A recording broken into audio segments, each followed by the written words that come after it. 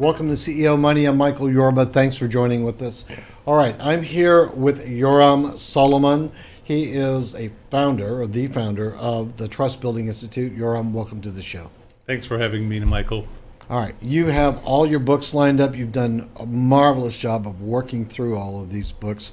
I want to get some background from you, how you got into what you're doing, and then what Trust Building Institute does, and then I want to walk it through a couple of questions. Of course, sounds good. I was an innovator. I started by filing a lot of patents for quite a few companies.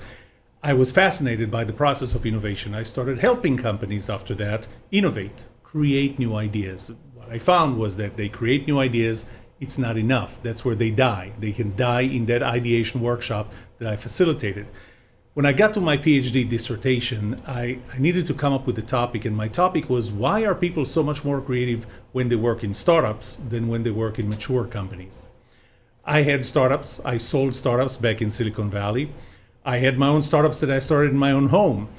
But at the time I was working on my PhD, I was working for Texas Instruments, a company that with 35,000 employees is anything but a startup, and I could feel the difference. So I did my study, 2 years around the world, the US, Canada, China, Europe, Israel, and I found the answer. I can boil down the answer to 2 words: innovation culture.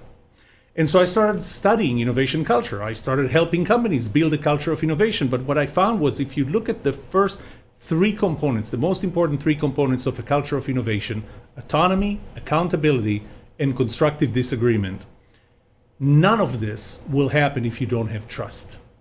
And so I spent the last, I would say, about 4 years studying trust.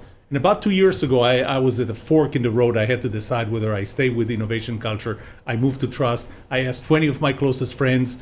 19 of them said, stick with innovation culture. So I switched to trust. And that's how I got there.